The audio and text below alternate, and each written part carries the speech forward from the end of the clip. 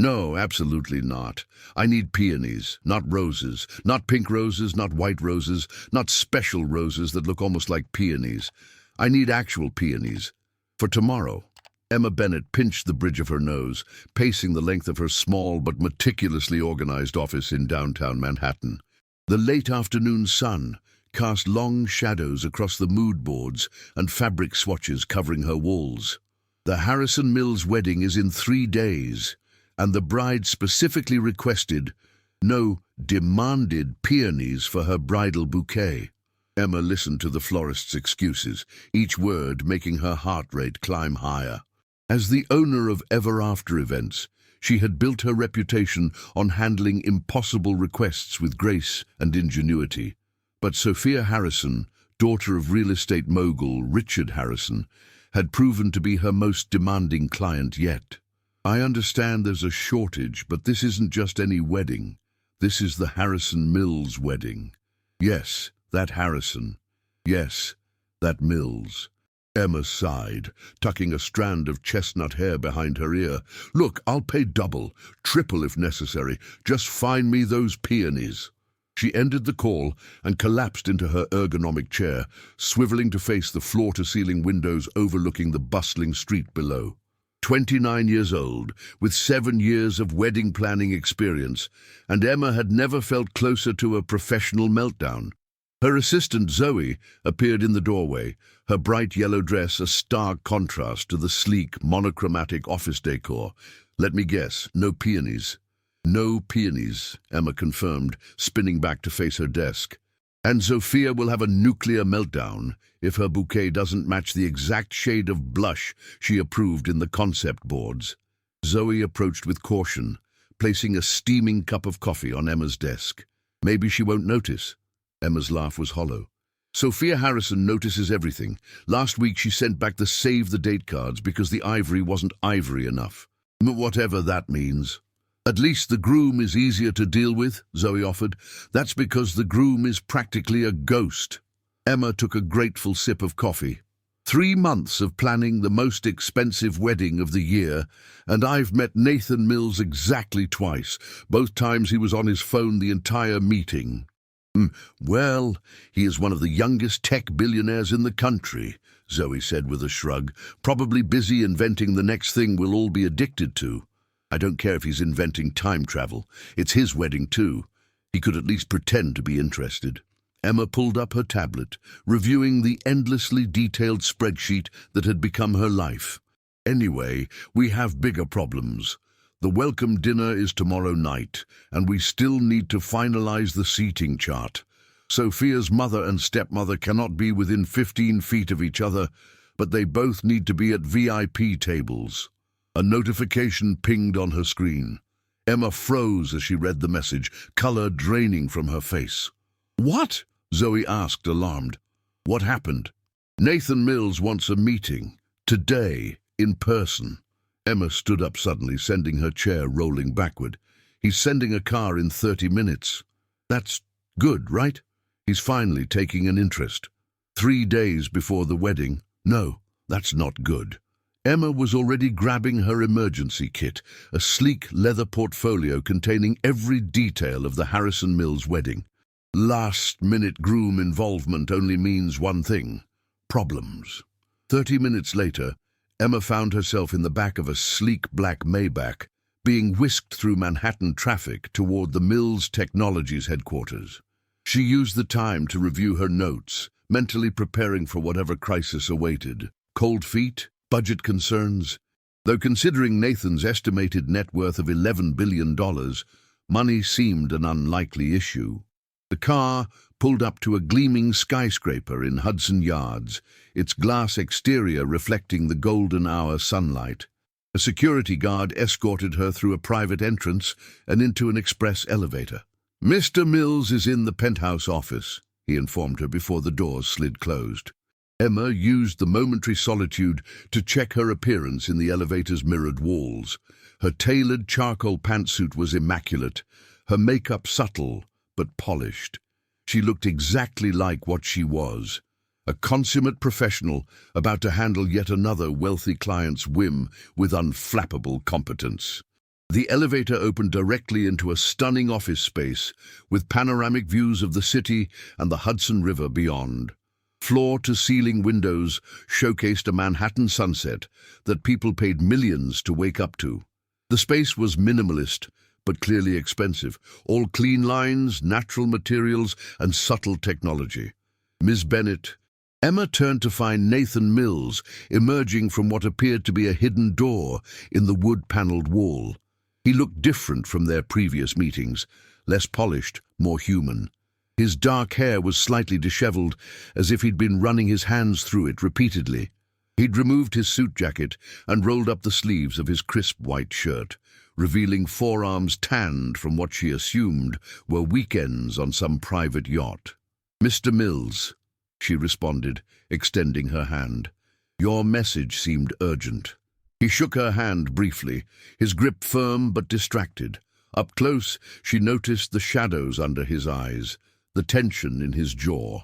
This was not the disinterested groom who had nodded absently through venue selections and menu tastings. "Please sit." He gestured toward a seating area consisting of low-slung leather chairs surrounding a chunk of what appeared to be a single piece of polished ancient wood serving as a coffee table. As Emma took a seat, she couldn't help but notice a half-empty tumbler of amber liquid on the table. It was 4:30 in the afternoon. "Can I offer you a drink?" Nathan asked, already moving toward a hidden bar. "No, thank you. I'm still working." Emma placed her portfolio on the table, ready for business. "How can I help you, Mr. Mills? Is there something about the wedding arrangements that concerns you?" Nathan poured himself another 2 fingers of what looked like very expensive scotch, then returned to sit across from her. He studied her for a moment, his grey eyes surprisingly intense. "Have you spoken to Sophia today?" he finally asked. Emma felt a prickle of unease. "Not directly. I've been coordinating with her assistant regarding some final details. Is there a problem?" Nathan laughed, but there was no humor in it. He took a sip of his drink, then set it down carefully before meeting Emma's gaze. "You could say that."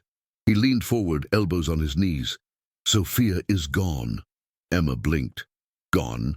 What do you mean, gone?" "I mean she left. This morning, apparently. Her assistant just called me." He gestured vaguely with his glass. "She left a note saying she needs space to think. 3 days before our wedding."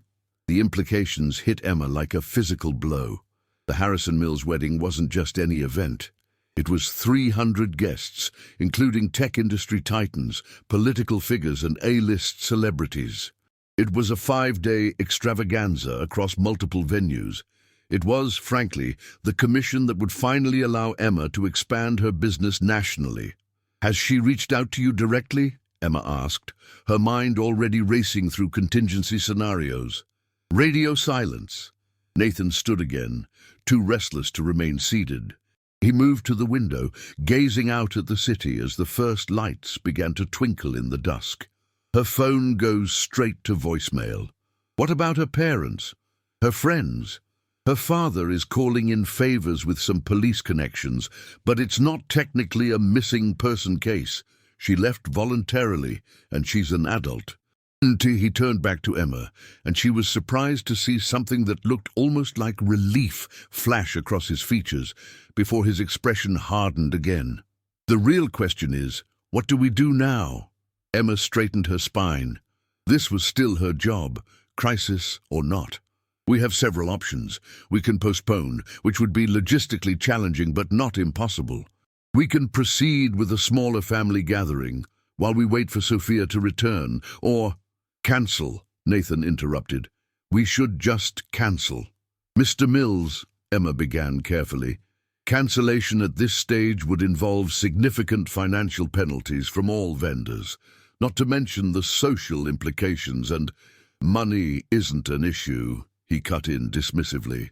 "Of course not," Emma acknowledged, keeping her voice even despite the rising panic she felt.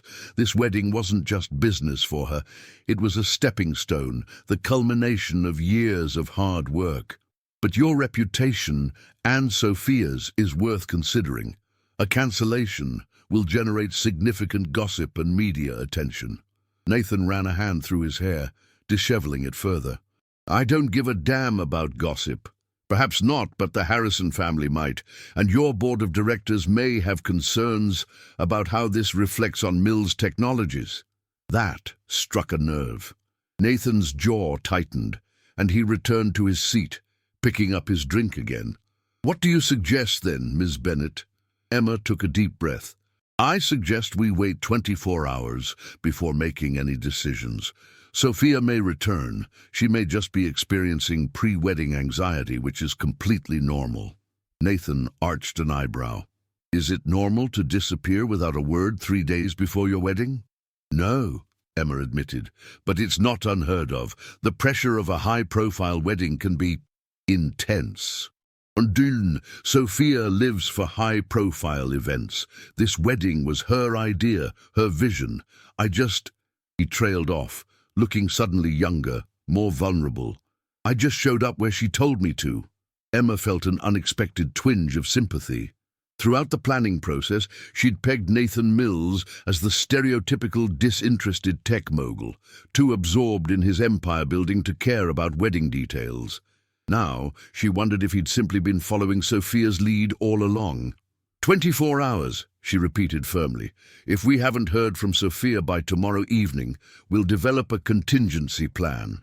In the meantime, I suggest we proceed as if the welcome dinner is still happening tomorrow night. We can always convert it to a different type of gathering if needed. Nathan studied her for a long moment, then nodded once. All right, 24 hours. He finished his drink and set the glass down with a note of finality. You're very composed, Miss Bennett. Most people would be falling apart at this news. It's my job to handle crises, Emma replied, gathering her portfolio. That's what you're paying me for. Indeed. Nathan stood as she did, suddenly remembering his manners. My driver will take you back to your office. Emma nodded, turning to leave, but Nathan's voice stopped her at the elevator. Ms. Bennett? She turned back. Yes? When you speak to Sophia's family at the dinner tomorrow, don't mention our conversation. Let's just say we're making some last-minute adjustments to accommodate a surprise Sophia is planning. Emma frowned. You want me to lie? I want you to buy us time, Nathan corrected. 24 hours, as you suggested. Against her better judgment, Emma found herself nodding. Very well, Mr. Mills. I'll see you tomorrow evening. As the elevator doors closed, Emma finally allowed herself to feel the full weight of the situation.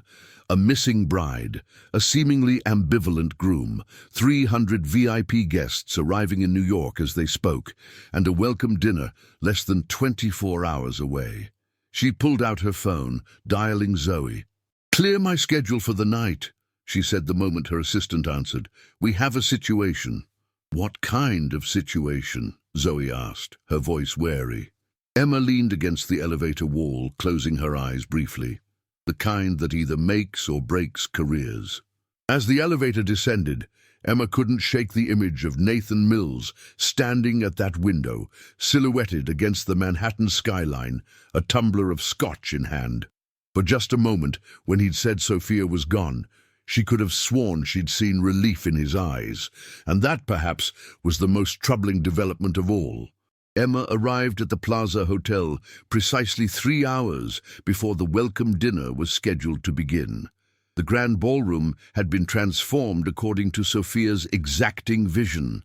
Crystal chandeliers reflected light onto tables adorned with arrangements of white orchids and, thanks to Emma's desperate midnight calls to flower suppliers across 3 states, pale blush peonies.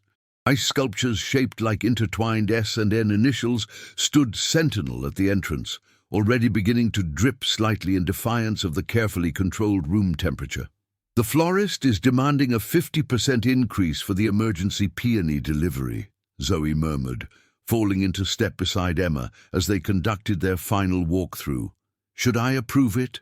Yes, Emma replied, adjusting a slightly askew place card at the head table, and send them a thank you basket. We may need more miracles before this wedding is over. If it even happens, she added silently. 24 hours had passed with no word from Sophia Harrison. Emma had left 3 carefully worded voicemails, each progressively more urgent while maintaining the pretense that everything was fine. Nathan had been equally unsuccessful in his attempts to reach his fiancée, though he'd seemed less distraught with each update. "Any news from the bride?" Zoe asked, lowering her voice despite the empty ballroom. Emma shook her head. "Nothing, and Mr. Mills wants us to proceed as if everything is normal. That's weird, right?" Zoe's brow furrowed as she checked items off on her tablet. "Shouldn't everyone be freaking out, calling hospitals, hiring private investigators? Richard Harrison has apparently engaged some discreet resources," Emma replied, using the euphemism Sophia's father had employed during their tense morning call. "But for tonight, we're maintaining the fiction that Sophia is finalizing a surprise for the wedding." Zoe stopped mid-step.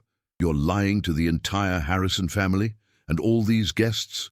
"Not lying," Emma corrected, though the distinction felt paper-thin. "Temporarily withholding information at the groom's request." "Same difference," Zoe muttered. "This feels like the beginning of a true crime podcast." Emma couldn't disagree, but she also couldn't afford to lose this client or the reputation boost the Harrison Mills wedding would bring to ever-after events. Sometimes professional ethics existed in grey areas. This particular grey area just happened to be several shades darker than she was comfortable with. "Just focus on making tonight perfect," Emma instructed, straightening her shoulders. "I'll handle the situation." As staff bustled around them, completing final preparations, Emma's phone vibrated with a text from an unknown number. "Need to see you before dinner, room 1522. NM. Emma stared at the message, her pulse quickening. Nathan Mills had booked a suite at the Plaza, of course, the same suite he was meant to share with Sophia after tonight's dinner. What could he possibly need to discuss that couldn't wait until she saw him at the event? "I need to step out for a few minutes," she told Zoe, trying to keep her voice casual. "Make sure the bartenders know about Mrs. Harrison's allergy to sulfites in wine. Only the bottles I specifically approved should be served to her."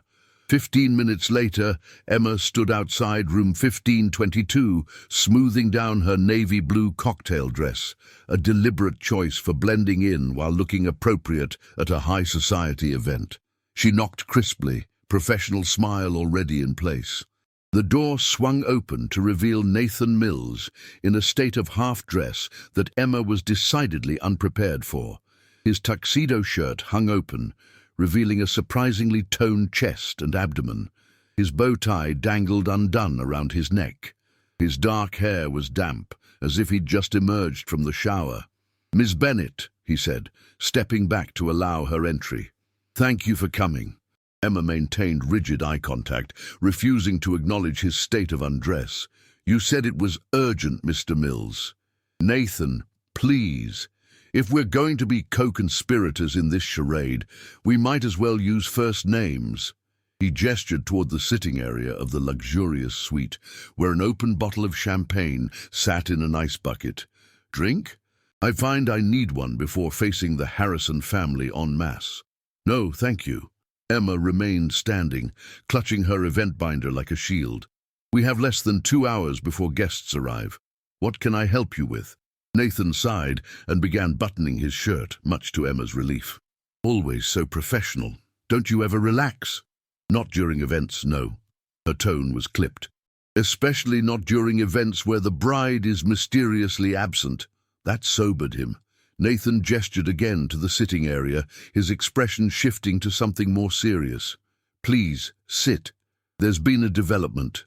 Emma's heart leapt into her throat as she perched on the edge of an upholstered chair. "You've heard from Sophia?" "In a manner of speaking." Nathan took the seat across from her, running a hand through his damp hair. "I received this an hour ago." He slid his phone across the coffee table. On the screen was an email from Sophia's personal account. "Nathan, I'm sorry to do this, but I can't go through with the wedding. This isn't a spontaneous decision. I've been having doubts for months." We both know this marriage was more strategic than passionate.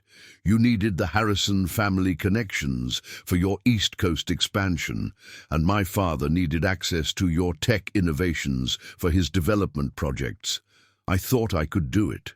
I convinced myself that passion was overrated, that a sensible partnership based on mutual benefit was smarter than some romantic fantasy. But I can't lie to myself anymore, and I won't lie to you. I've left for Paris. Please don't try to find me. I'll have my lawyers contact yours regarding any contractual obligations. Tell everyone whatever you think is best. I'm truly sorry for the public embarrassment this will cause you. Sophia Emma read the message twice, her mind reeling. She looked up to find Nathan watching her reaction closely. So it was a business arrangement, she said finally, unable to keep the note of judgment from her voice. Nathan's expression hardened. Don't look so shocked, Ms. Bennett. I'm sure you've planned plenty of strategic marriages in your line of work. Actually, no, Emma countered, handing his phone back. Most of my clients are genuinely in love, regardless of their financial status. A flash of something, shame, perhaps, crossed Nathan's face before he masked it with a sardonic smile. How delightfully naive. Emma ignored the jab. What do you want to do now? The welcome dinner begins in less than 2 hours, and we have over 100 guests arriving shortly. That's why I called you up here. I need your professional expertise. Nathan leaned forward, suddenly all business. How do we cancel a wedding without creating a publicity nightmare? Emma's mind raced through options. The most dignified approach would be to announce that you and Sophia have mutually decided to postpone the wedding. We could cite personal reasons, perhaps a family health issue. I don't want to postpone, Nathan interrupted. I want to cancel, completely, irrevocably. That creates significant challenges, Emma warned. The press has been covering this event for months. Speculation will be rampant. Let them speculate. It's not just about the press. It's about the 300 guests who have traveled from around the world. It's about the Harrison family, who will be publicly humiliated. It's about your business relationships that might be damaged. Nathan stood abruptly, pacing toward the window that overlooked Central Park. For a long moment, he stared out at the view, shoulders rigid with tension.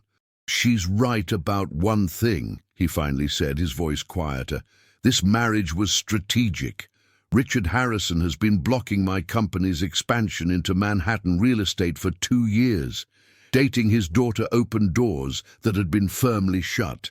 He turned back to face Emma, his expression suddenly vulnerable in a way that caught her off guard. But somewhere along the way I convinced myself it was more, that maybe convenience could grow into something real. Sophia is beautiful, intelligent, connected, the perfect partner on paper. He laughed humorlessly.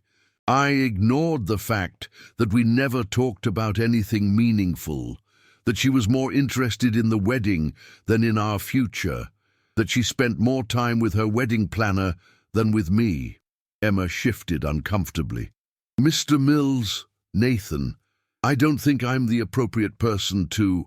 I'm not looking for therapy, Ms. Bennett, just context. He returned to his seat, reached for the champagne, and poured himself a glass without offering her one again. So, here's my question. Do I tell the truth? That the bride ran off to Paris because our engagement was a business merger that failed due diligence? Emma considered for a moment. I think there's a middle path. We can be honest without being explicit. Announce that after careful consideration, you and Sophia have decided not to proceed with the marriage. Express gratitude to the guests for their understanding during a difficult personal time. No details needed. Nathan took a long sip of champagne, studying her over the rim of his glass. And who makes this announcement? Ideally, you and Mr. Harrison together, a united front. Richard Harrison will never agree to that. He'll be furious about the potential business implications. Then you make it alone, but with dignity and brevity. Emma stood, straightening her dress. And you should do it tonight at the welcome dinner. Otherwise, the speculation will only grow worse. Nathan set down his glass with a decisive click. Tonight, then. He stood as well, reaching for his bow tie. Would you mind? I never get these damn things right. Before Emma could formulate a professionally appropriate refusal, he was standing before her, head slightly bowed, waiting for her assistance. With a silent sigh, she reached for the ends of his black silk bow tie. You realize this is not in my job description, she murmured, focusing intently on the tie rather than on his face, which was suddenly much too close. Consider it crisis management, he replied, his voice low.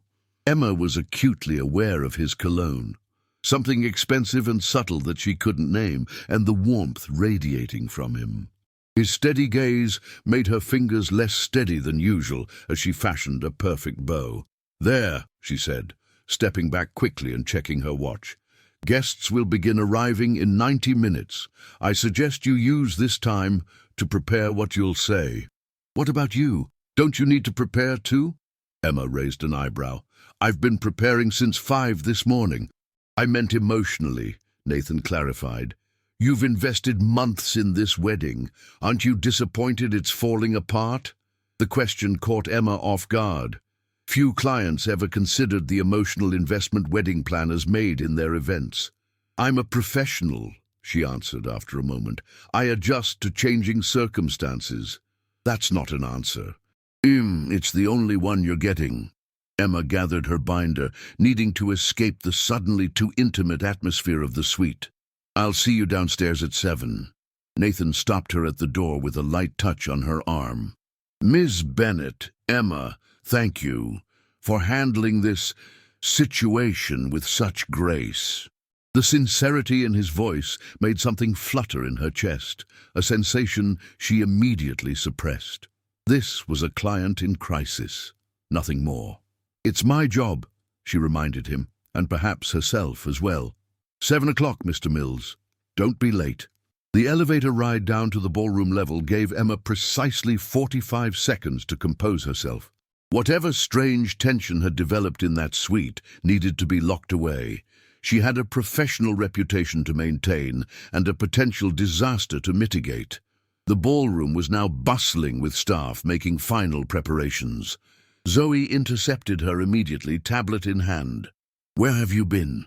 The head chef is having a meltdown about the timing of the soufflés, and Richard Harrison just arrived early, demanding to know where his daughter is. Emma's carefully constructed composure threatened to crack. Sophia's father is here already? He wasn't supposed to arrive for another hour. Well, he's here now in the bar, drinking Manhattans and looking like he's about to fire someone. Possibly us. Okay. Emma took a deep breath, mentally shifting to crisis management mode. Tell the chef we'll adjust the dinner timing by 15 minutes. That should help with the soufflés. I'll handle Mr. Harrison. She found Richard Harrison exactly where Zoe had indicated, perched on a bar stool in the plaza's iconic champagne bar. At 62, he remained an imposing figure, tall, broad-shouldered, with a full head of silver hair and the confident posture of a man accustomed to getting his way. Mr. Harrison? Emma greeted him with practiced warmth. You're early. The welcome reception doesn't begin until 7. Richard turned to her, his expression thunderous. Where is my daughter, Miss Bennett? Emma maintained her professional smile. I understand she's finalizing some details for the ceremony. I'm sure she'll join us shortly. Don't lie to me, he growled, his voice low enough that nearby patrons couldn't hear. I've had private investigators searching for 24 hours. My security team says she took a private jet to Paris yesterday morning. What the hell is going on? Emma's mind raced. The fiction she and Nathan had agreed upon was crumbling faster than expected. Before she could formulate a response, a familiar voice spoke from behind her.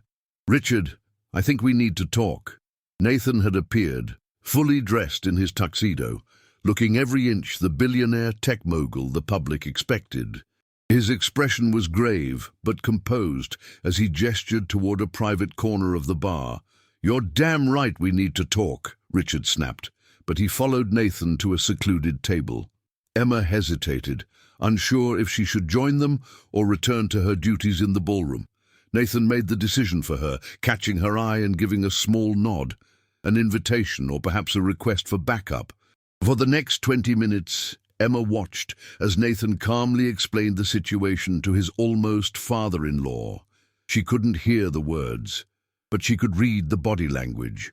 Richard's initial rage gave way to disbelief, then a cold calculation that was somehow more unsettling than his anger had been. Eventually, Nathan beckoned her over. "Ms. Bennett, Mr. Harrison and I have reached an agreement about tonight's announcement," he informed her, his tone formal. "We'll be proceeding with the welcome dinner as planned, but at 9 o'clock I'll address the guests regarding the change in plans." Richard Harrison fixed her with a steely gaze. "The official statement is that Sophia and Nathan have mutually decided to end their engagement after recognizing fundamental differences in their life goals. My daughter is currently traveling abroad and extends her deepest regrets to all guests. The Harrison family appreciates everyone's understanding during this private matter." Emma nodded slowly. "And the wedding event's scheduled for the next 2 days." "Cancelled," Nathan replied, "but tonight's dinner will proceed as a thank you to guests who have traveled to be here." "I see." Emma made a mental note to contact all vendors first thing in the morning to negotiate cancellation terms. "I'll inform the staff about the revised plan for tonight." Richard stood abruptly. "I need to call my wife before she arrives and walks into this situation unprepared." He fixed Nathan with a cold stare. "Our business discussions are officially on hold, Mills. Indefinitely." After he stalked away, Emma turned to Nathan. "That seemed to go better than expected." "That's because you don't understand Richard Harrison," Nathan replied grimly. "This isn't over. Not by a long shot." Emma checked her watch. "Guests will begin arriving in 30 minutes. Are you sure you want to go through with the dinner?" "No," Nathan admitted, surprising her with his candor. "What I want is to be anywhere but here. But sometimes leadership means facing uncomfortable situations head-on." For the first time, Emma saw beyond the billionaire facade to the person beneath, someone who, despite his privilege, was facing a genuinely difficult evening with a certain quiet dignity. "I'll be nearby when you make the announcement," she offered, "in case you need anything." A ghost of a smile crossed his features. "My own personal crisis manager. What would I do without you, Emma Bennett?" "Let's hope you never have to find out," she replied lightly. But there was something in his gaze that made her heart beat just a fraction faster. Emma pushed the feeling aside. Tonight would test her professional capabilities like never before. She couldn't afford distractions, especially not in the form of inappropriate attractions to clients, particularly clients who had, until very recently, been engaged to someone else. As she walked back toward the ballroom to oversee final preparations, Emma couldn't shake the feeling that the Harrison Mills non-wedding would prove to be far more consequential to her life than she could possibly imagine. 3 hours later, Emma stood at the back of the grand ballroom, watching as stunned guests processed Nathan's announcement. The room had fallen into a strange hush after his brief, dignified speech, like the moment after an unexpected thunderclap before the rain begins. "I appreciate your understanding during this difficult time," Nathan concluded, his voice steady despite the hundreds of eyes fixed upon him. "Sophia and I have realized that while we care for each other deeply, we are moving in different directions. We've made this decision mutually and ask for privacy as we both move forward. Please enjoy the remainder of your evening with our sincere gratitude for your presence and support." Emma had to give him credit. He delivered the carefully crafted message with just the right blend of regret and resolve. No details about Sophia's Parisian escape. No hint of the calculated business arrangement their relationship had apparently been. Just a clean, respectful ending that gave the gossips little to work with. The whispers started immediately, of course. Emma could practically see the text messages flying out of the room to friends, colleagues, and most worryingly, tabloid contacts. By morning, the cancelled Harrison Mills wedding would be front-page news across New York's social scene. Richard Harrison had remained stoically at his table during the announcement, his expression unreadable. His wife Caroline, a former beauty queen 30 years his junior, dabbed delicately at her eyes with a monogrammed handkerchief. Whether her tears were from genuine emotion or a practiced performance was impossible to tell. As Nathan stepped away from the microphone, the orchestra smoothly began playing again, a gentle cue for conversations to resume. Guests awkwardly picked up their forks, returning to the impeccable dinner that suddenly felt like a funeral reception rather than a wedding celebration. Zoe appeared at Emma's side, eyes wide. "Well, that was the most polite public execution I've ever witnessed." "Not helpful," Emma murmured, watching as Nathan navigated through the crowd, accepting brief condolences with stoic nods. "Our job now is damage control. Make sure the service remains flawless. I want guests leaving talking about how impressively handled this difficult situation was." "On it," Zoe hesitated. "What about tomorrow? We have the yacht cruise scheduled for noon and the rehearsal dinner tomorrow night." "Everything's cancelled. I'll send formal notifications in the morning and start negotiating with vendors." Emma's mind was already calculating the financial implications. Many contracts had non-refundable deposits at this late stage. The Harrison Mills wedding was imploding in spectacular fashion, but the bills would still come due. "Should I start packing up the welcome bags from the guest rooms?" Emma shook her head. "Leave them. Consider them apology gifts at this point." As Zoe hurried off to coordinate with the service staff, Emma noticed Nathan breaking away from a circle of well-wishers and heading in her direction. She straightened, preparing for whatever new crisis might be developing. "Well, that was thoroughly uncomfortable," he said as he reached her, his voice low enough that only she could hear. "I think I've been offered everything from condolences to congratulations to someone's daughter's phone number." Despite everything, Emma found herself fighting a smile. "You handled it well. Thanks to your scripting." Nathan loosened his bow tie slightly. "How much longer do I need to stay?" "At least another hour. Leaving too quickly would seem callous or suspicious." He sighed. "1 hour. Then I'm escaping to anywhere that isn't here." "Fair enough." Emma glanced around the room, assessing potential trouble spots. Richard Harrison was now deep in conversation with several serious-looking men, board members from his company, she guessed. "You might want to avoid the northeast corner of the room. Mr. Harrison appears to be holding an impromptu business meeting, and they keep looking your way." Nathan followed her gaze and grimaced. "Damage control. He's reassuring his investors that Mills Technologies' expansion into the Manhattan market has been effectively blocked again." He turned back to Emma with an unexpected smirk. "He doesn't realize I already have a backup plan." Emma raised an eyebrow. "Should I even ask?" "Probably not. Plausible deniability and all that." A server approached with a tray of champagne. Nathan took 2 glasses, offering one to Emma, who hesitated before accepting. "1 sip," she conceded. "I'm still working." "You're always working." It wasn't quite an accusation, more an observation. "Even now, with the wedding effectively cancelled, you're managing the room like a general on a battlefield." Emma took a deliberate sip of champagne. "That's what you're paying me for." "True." Nathan studied her for a moment. "But after tonight, our professional relationship is technically concluded, isn't it? No wedding, no wedding planner needed." The realization hit Emma with unexpected force. The Harrison Mills wedding had been her focus for months, the cornerstone of Ever After Events' projected annual revenue. Its sudden disintegration left a gaping hole in both her schedule and her company's finances. "I suppose that's true," she acknowledged, keeping her tone neutral. "Though there's still considerable work in unwinding all the arrangements, for which you'll still be compensated, of course."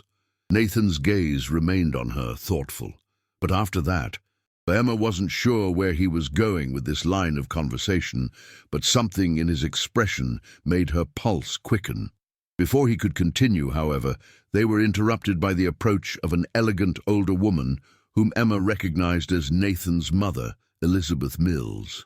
"Nathan, darling," Elizabeth said, kissing her son's cheek. "Such a difficult evening for you." You handled it beautifully. Thank you, Mother. Nathan's demeanor shifted subtly, still polite, but more formal. You remember Emma Bennett, our wedding planner?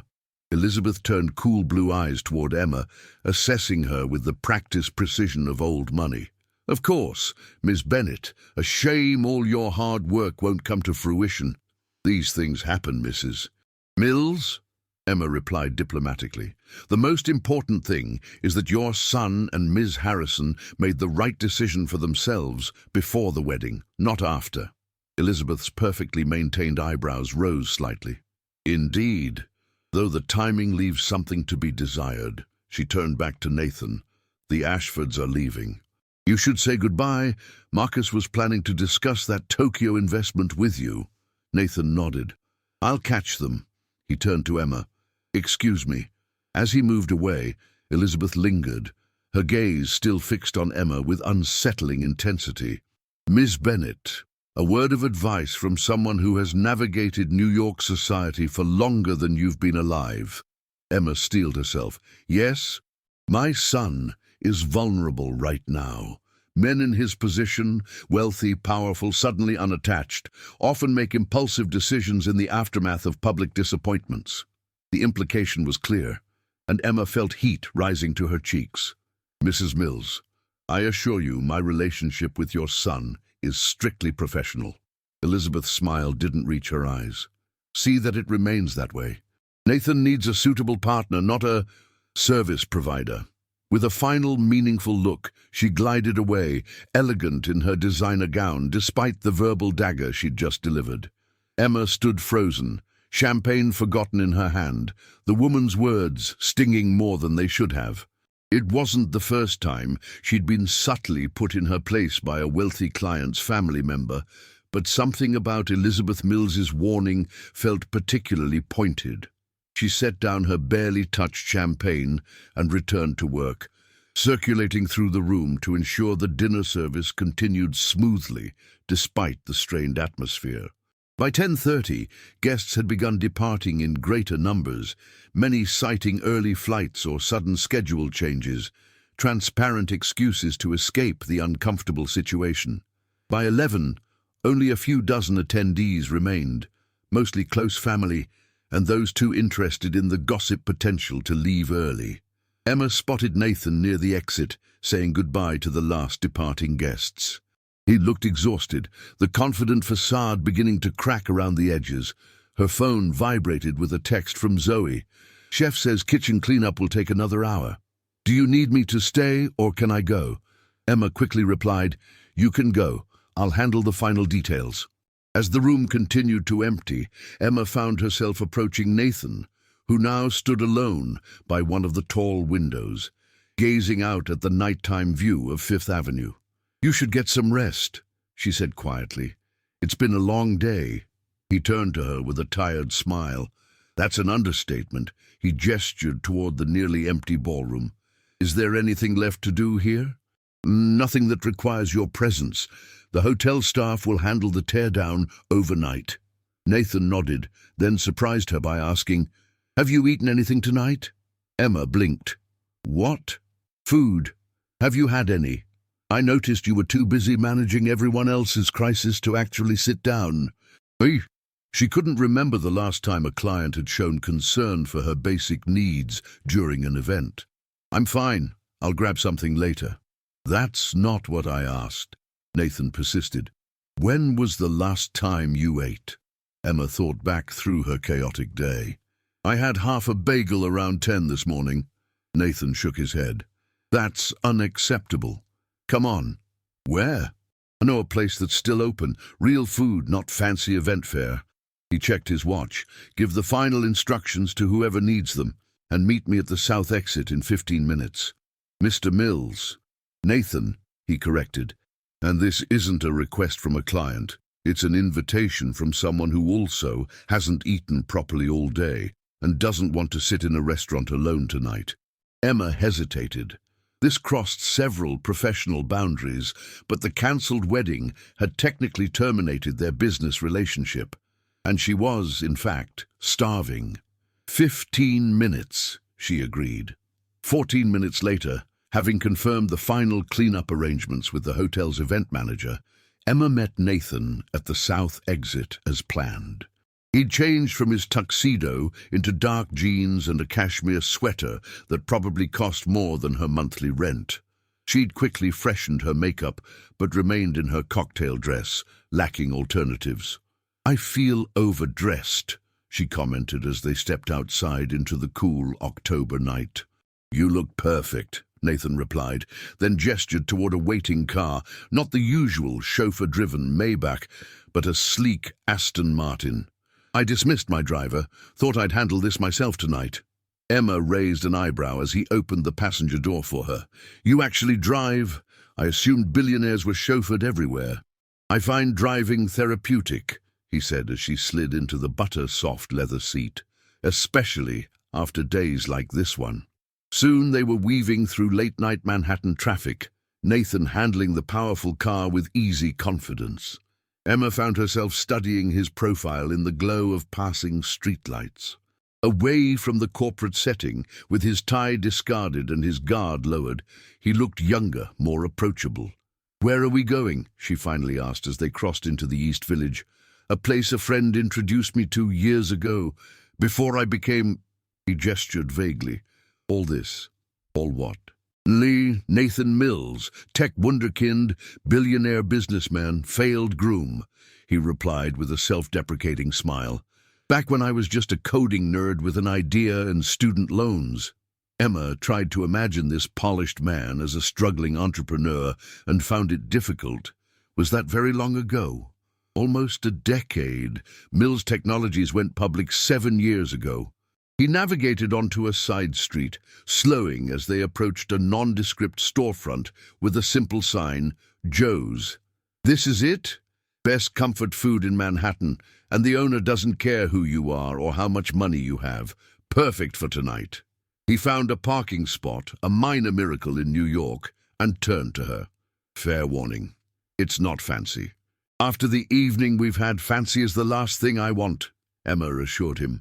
Inside, Joe's was exactly what Nathan had promised. Unpretentious, slightly worn around the edges, but clean and emanating delicious aromas. The walls were covered with vintage movie posters and signed photos of patrons who had presumably achieved some level of fame. The handful of occupied tables held late-night diners who barely glanced up as they entered.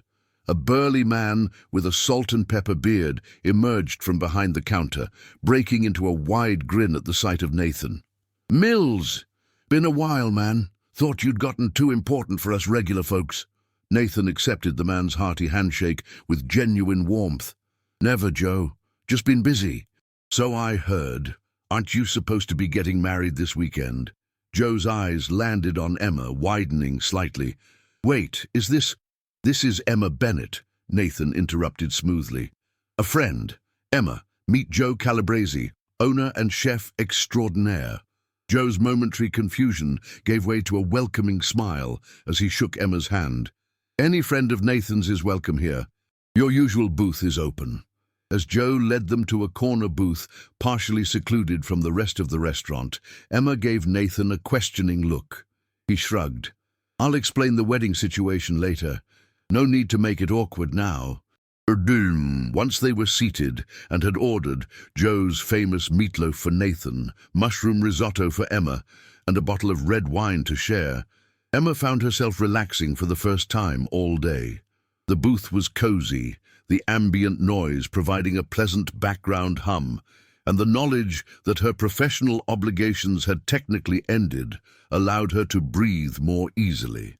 "So," Nathan said, pouring them each a glass of surprisingly good wine, "tell me something about Emma Bennett that isn't in her professional bio." Emma took a sip, considering. "Like what?" "Anything. How did you get into wedding planning? Was it your childhood dream to coordinate the nuptials of neurotic brides and disinterested grooms?" His teasing tone made her smile. "Not exactly. I actually started in corporate event planning, product launches, investor meetings, that sort of thing, but I found it soulless." "And weddings aren't?" "The good ones aren't." Emma traced the rim of her wine glass thoughtfully. "When it's real, When two people genuinely love each other and are building a life together, there's nothing more meaningful to be part of. Nathan's expression sobered. I imagine today was particularly disappointing for you then. It was... Emma searched for the right word. Illuminating. How so? She hesitated, then decided honesty was acceptable now that they were no longer in a strict client-planner relationship. It confirmed something I've suspected during the planning process. Your heart wasn't in it. Nathan didn't deny it. Was it that obvious? But to someone who plans weddings for a living? Yes, you went through the motions, but there was no spark. Emma shrugged. I assumed you were just one of those grooms who leaves the details to the bride, but it was more than that, wasn't it? Their food arrived before Nathan could answer, momentarily pausing the conversation. Joe set down plates that looked and smelled magnificent, home cooking elevated to an art form. Eat up, he instructed. Both of you look like you could use it. After he left, Nathan picked up his fork, but didn't immediately begin eating. You're right, he admitted. My heart wasn't in it. The engagement made business sense, and Sophia was, the perfect partner on paper. Beautiful, intelligent, socially connected. But, Emma prompted, taking her first bite of risotto and nearly groaning aloud at how delicious it was. But I never felt that thing people talk about. That certainty, that feeling of coming home when you're with someone. He shook his head. I thought maybe it would develop over time. And Sophia? Did she feel it? Nathan took a bite of meatloaf, considering. I think Sophia was in love with the idea of our marriage, not with me. She loved planning the wedding, being featured in society pages, the status of being engaged to... He gestured to himself with his fork. All this. But the few times I tried to have deeper conversations about our future, our values, what we both wanted from life, she changed the subject. Emma nodded, understanding. She'd seen it before, couples who loved the idea of marriage but hadn't done the work to determine if they actually loved each other. For what it's worth, she offered, I think you both dodged a bullet. Divorce is much messier than a cancelled wedding. Nathan raised his wine glass. Two dodging bullets, then. They clinked glasses, and Emma felt something shift between them. A warming, a lowering of guards, the beginning of something that might be friendship. Your turn, she said, returning to safer conversational ground. Tell me something about Nathan Mills that isn't in his Forbes profile. Nathan considered for a moment, chewing thoughtfully. I hate technology. Emma nearly choked on her wine. What? You run one of the largest tech companies in the world. Precisely why I hate what technology has become. It was supposed to connect people, make knowledge more accessible, improve lives. Instead, it's turned into endless scrolling, data mining, and addiction engineering. His expression grew passionate, animated in a way she hadn't seen before. That's why I started Mills Technologies, to build tech that actually serves humanity rather than exploiting it. Noble mission, Emma commented. Is that what the Harrison partnership was about? Nathan nodded, taking another bite. Richard controls key real estate, where I want to build innovation hubs, physical spaces where people can use technology collectively rather than sitting alone staring at screens. Community centers for the digital age, essentially. And now I'll find another way. His determination was evident. I've never let obstacles stop me before. As they continued eating, their conversation flowed more easily. Emma learned that Nathan had grown up solidly middle class in Connecticut, the son of a high school math teacher and a nurse. His mother, Elizabeth, the elegant society woman who had warned Emma away earlier, was actually his stepmother, who had married his father after Nathan was already in college. Dad passed away 5 years ago, Nathan explained. Elizabeth stayed in my life. She means well, but she's from a different world. Old money, proper connections, appropriate marriages. Emma thought of Elizabeth's pointed warning and wondered how well-meaning the woman truly was, but kept the thought to herself. In turn, she told Nathan about growing up in a large, boisterous family in Ohio. being the first to leave for New York with dreams of making it in the big city. How she'd worked 3 jobs to afford her tiny first apartment. How she'd built ever after events from scratch with no connections and no safety net. "That's impressive," Nathan said, genuine admiration in his voice.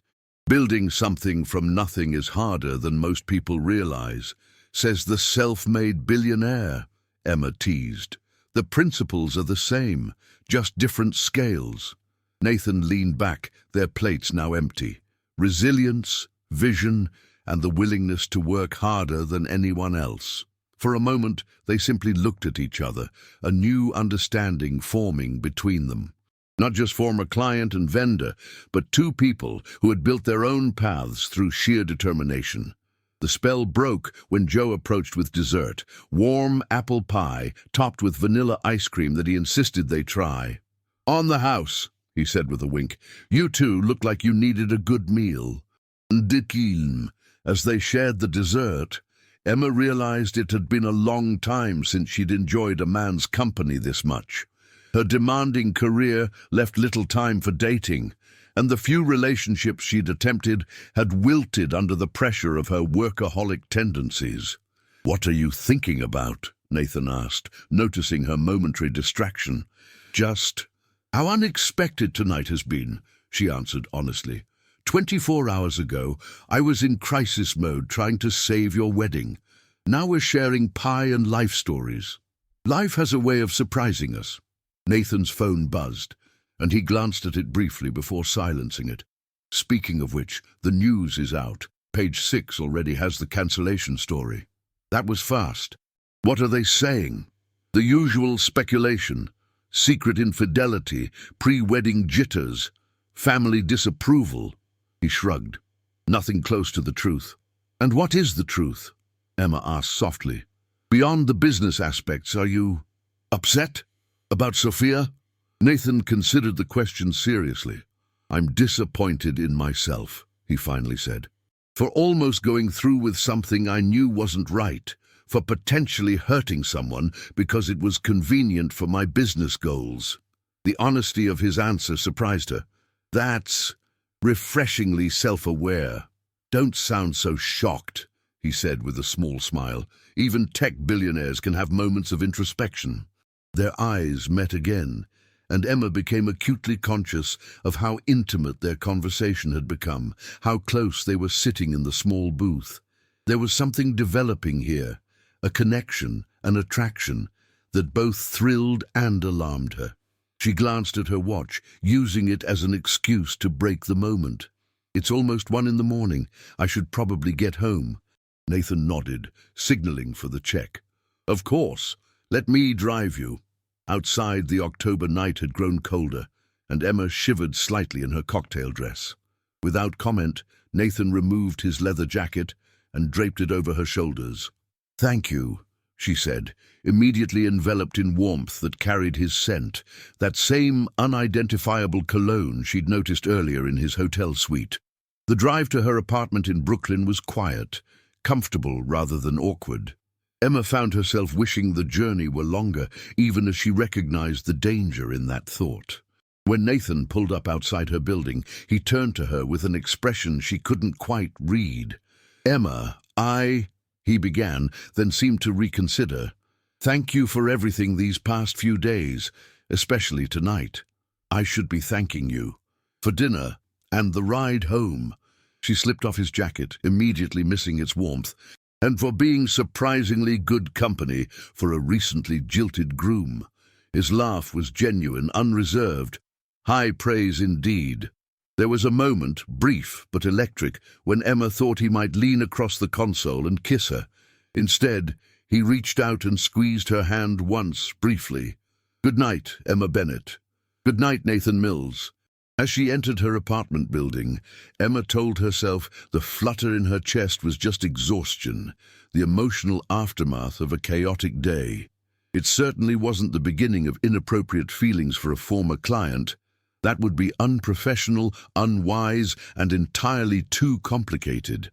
Yet as she fell into bed 30 minutes later, her last thought before sleep claimed her was of Nathan's smile across the table at Joe's, and the surprising warmth in his grey eyes when he'd said her name. A week after the wedding that wasn't, Emma sat in her office reviewing the financial aftermath. The damage wasn't as bad as she'd feared. Nathan had paid all vendor cancellation fees without complaint, plus her full fee despite the truncated services. Still, the publicity surrounding the high-profile cancellation had affected potential clients. 2 consultations had been cancelled with vague excuses about exploring other options. "Another call from page 6, Zoe announced from the doorway. "That makes 3 this week." Emma sighed. Same response as before, no comment on private client matters. Also, the Pereira wedding needs to reschedule their tasting. The groom has a conflict. Fine. Check my availability next. Emma's phone chimed with a text from an unknown number. "Outside your office. Can we talk? Nem." Her heart skipped. She hadn't heard from Nathan since that night at Joe's, though she'd thought about him more than she cared to admit.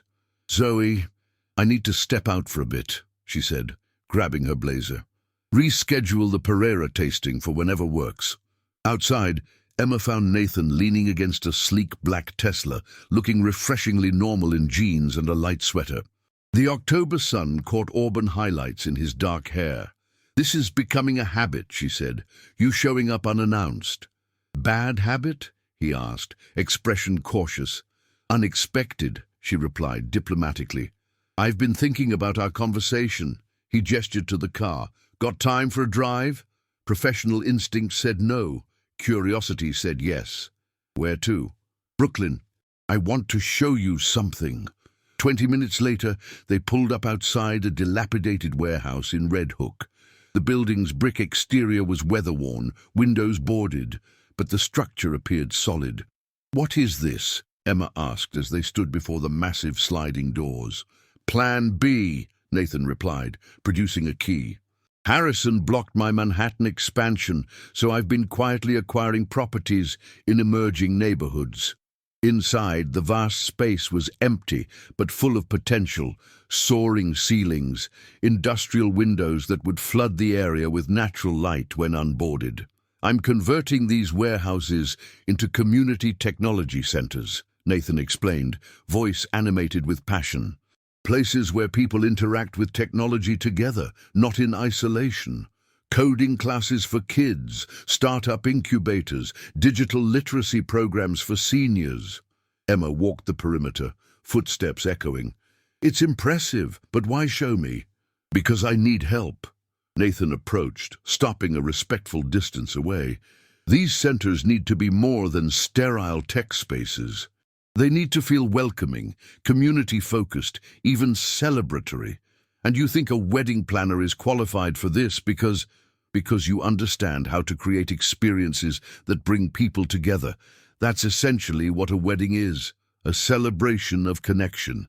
Emma crossed her arms. "You could hire any event design firm in New York." "I could," Nathan agreed. "But I want you." The words hung between them, loaded with potential double meaning. "Professionally speaking," he added quickly, "as a consultant, your eye for creating spaces where meaningful interactions happen is exactly what this project needs." Emma circled the room again, mind already calculating possibilities despite her reservations. "This would be a complete departure from my current business model. I know it's asking you to step outside your comfort zone." Nathan followed at a distance. "But sometimes the most interesting opportunities lie just beyond what we think we do." Emma stopped, turning to face him directly. "Why me, Nathan?" "Really?" His expression turned serious. "Because in all the months of wedding planning, you were the only person who ever asked me what I actually wanted, not what looked good or made business sense." He gestured around the empty warehouse. "This is what I want. Something meaningful. Something that matters." The sincerity in his voice resonated with something in Emma, a desire to create experiences with purpose beyond surface perfection. "I'd need to maintain my existing business," she said, already mentally organizing logistics. Nathan's face brightened. "So you'll consider it?" "I'm considering it," Emma clarified, but couldn't suppress a small smile. Send me the proposal details. My consultation fee is triple your normal rate, Nathan interrupted. This would be demanding work outside your usual scope. Emma raised an eyebrow. I was going to say my standard rate applies. You're a terrible negotiator. Or maybe I just believe in fair compensation for services, not premiums based on client wealth. Nathan studied her with undisguised admiration. Integrity. Refreshing in New York City. As they stood in the dusty sunlight, streaming through cracks in the boarded windows, Emma felt the dynamic between them shifting.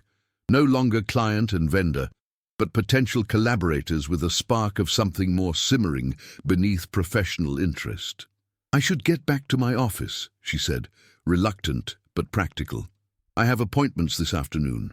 Of course. Nathan walked her toward the exit. I'll email you the project overview. At the doorway, he hesitated.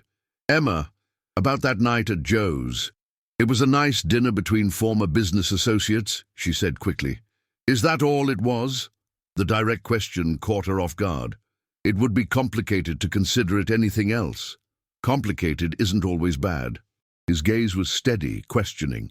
It is when you're rebounding from a cancelled wedding, and I'm trying to salvage my professional reputation after said cancellation. Nathan nodded slowly. Fair point. But what if we set that aside and acknowledge that there's something here worth exploring? Emma felt her carefully constructed, professional boundaries wavering under his direct gaze. I don't mix business and pleasure. Then maybe we should settle the business aspect first. He stepped back, respecting her space. Review my proposal. If you're not interested professionally, then perhaps we can revisit the other possibilities. Emma knew she should firmly close this door, maintain clear boundaries. Instead, she heard herself say, send me the proposal. The smile that broke across Nathan's face was genuine, lighting his eyes in a way she'd never seen during all those wedding planning meetings. I'll drive you back, he offered. I'll take a cab, Emma countered, needing space to think. Professional boundaries, remember? Nathan accepted this with grace. Boundaries respected, for now. As Emma walked away, phone already out to call a cab, she felt his eyes on her back and wondered if she was making a tremendous mistake or opening the door to something unexpectedly wonderful. Either way, the carefully ordered world she'd constructed was shifting beneath her feet, and the sensation was both terrifying and exhilarating. 2 weeks later, Emma stood in the center of the Red Hook warehouse, now transformed from empty shell to buzzing construction site. Workers installed wiring, erected interior walls, and measured spaces for the custom furniture Nathan had commissioned from local artisans. The community gathering space should be here, she directed, indicating the sunniest portion of the warehouse. Natural light, views of the water, central to all other activities. Not where we originally planned, noted the project manager, consulting blueprints. Trust me, Emma insisted. Community connections happen in spaces that feel warm, inviting, and central. This is where people will naturally gather. The manager nodded, making adjustments to the plans. Emma had surprised herself with how quickly she'd taken to this new challenge. Her event planning expertise translated surprisingly well to creating spaces designed for meaningful social interactions around technology. Nathan appeared beside her, having just concluded a call with investors. Making changes to my master plan, he teased. Improving it, Emma corrected with a small smile. Your tech vision needs some humanizing elements. That's exactly why I hired you. His gaze lingered on her face, longer than strictly necessary. Want to grab lunch? The new Thai place on Van Brunt is supposed to be excellent. Emma hesitated. Over the past 2 weeks, they'd developed a comfortable working relationship, but she'd been careful to maintain professional boundaries. No dinners, no after-work drinks, no situations that might blur the line between colleagues and something more. I should get back to my office, she replied. The Chen wedding has some vendor issues. Disappointment flickered across Nathan's face before he masked it with understanding. Another time, then. As Emma gathered her notes, her phone chimed with an incoming call, Sophia Harrison's name flashing on the screen. Emma stared in disbelief. "Something wrong?" Nathan asked, noticing her expression. "It's Sophia calling me." Nathan's eyebrows shot up. "Are you going to answer it?" Emma stepped away, accepting the call. "Hello, Ms. Harrison." "Emma, darling." Sophia's voice was bright, as if nothing unusual had occurred. "I need your help with something extraordinary." 10 minutes later, Emma ended the call and returned to Nathan, stunned. "What did she want?" he asked cautiously. "She's engaged again." Emma shook her head in disbelief. "To a French hotelier she met in Paris. They want a wedding at his chateau in Provence next month, and she wants me to plan it." Nathan stared for a moment before erupting into laughter. "You're joking." "I wish I were." Emma collapsed onto a nearby stack of lumber. "She said, and I quote, 'You already have all my preferences on file, and I simply don't have time to break in a new planner.'" "That sounds like Sophia," Nathan mused, amusement dancing in his eyes. "What did you tell her?" "That I'd check my calendar and get back to her." Emma ran a hand through her hair. "I'm not sure whether to be insulted or flattered." "What are you going to do?" Emma considered. "Professionally speaking, I should take the job. It's high profile, international exposure, significant fee." "But personally," Nathan prompted, "personally it feels weird. Planning a wedding for the woman who abandoned my client, who is now my new client." She looked up at him. "It's ethically complicated." "Not from my perspective," Nathan offered. "I have no objection to you planning Sophia's new wedding. In fact, I find it rather poetic." Poetic. The woman who helped end one ill-conceived marriage now helping create a potentially better one. His expression softened. "Plus, I know how much your business could benefit from an international showcase." Emma studied him, touched by his consideration of her professional interests despite the awkward circumstances. "You really wouldn't mind?" "Mind? I might even contribute to her wedding gift." Nathan sat beside her on the lumber pile, close but not touching. "Emma, I've never been happier about a failed relationship. It led me here, to this project, and to working with you." The directness of his statement made her heart race. They'd been dancing around this growing attraction for weeks, maintaining professional pretenses despite the electricity that sparked whenever they were alone. "Nathan, we're working together," she reminded him, though her resolve was weakening. "On a consulting project with a clear end date," he countered, "not as employer and employee." "Still complicated." "Life is complicated." He turned to face her fully. "But some complications are worth navigating."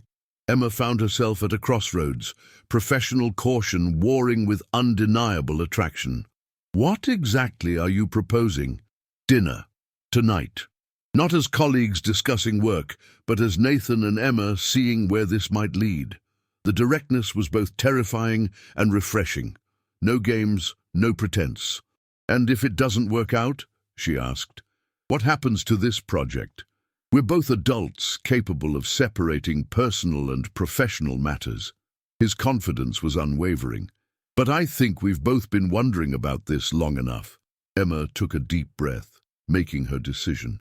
"I get the final say on the community space design, regardless of what happens personally." Nathan's smile bloomed slowly. "Is that a yes?" "It's a yes to dinner," Emma clarified. "Everything else remains to be seen." "I'll take it." He stood, offering his hand to help her up. "I'll pick you up at 8? "Oh." As Emma placed her hand in his, the simple contact sent a current of awareness through her that had nothing to do with professional collaboration and everything to do with the man himself.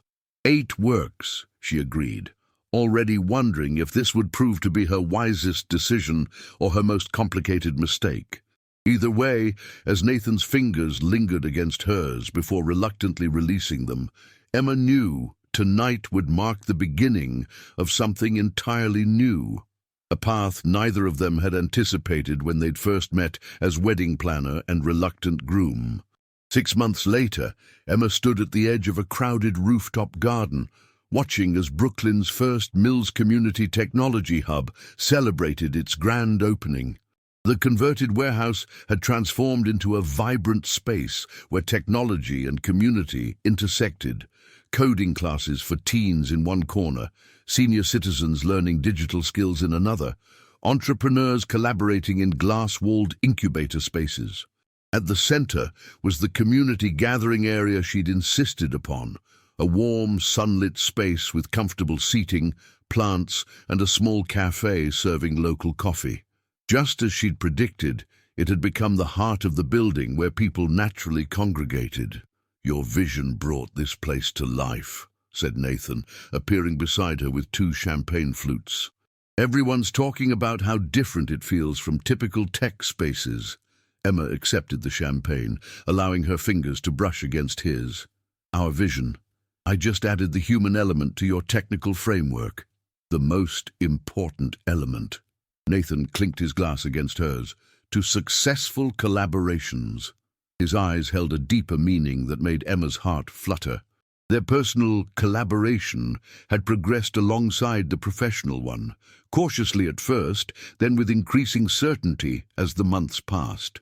What began as dinner had evolved into something neither had expected, but both now treasured. "Ms. Bennett," called a familiar voice. Emma turned to find Sophia Harrison, now Sophia Marceau, approaching with a handsome Frenchman in tow. "Sophia! I didn't expect to see you here." Emma's surprise was genuine. After successfully planning Sophia's whirlwind Provençal wedding 3 months ago, she hadn't expected to cross paths with her former client so soon.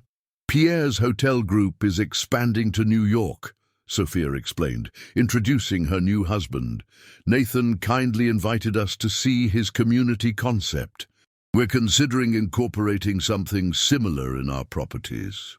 Emma watched with amazement as Sophia and Nathan greeted each other warmly. No awkwardness, no lingering resentment. Just 2 people who had narrowly escaped a mistake and were genuinely pleased with how things had turned out instead.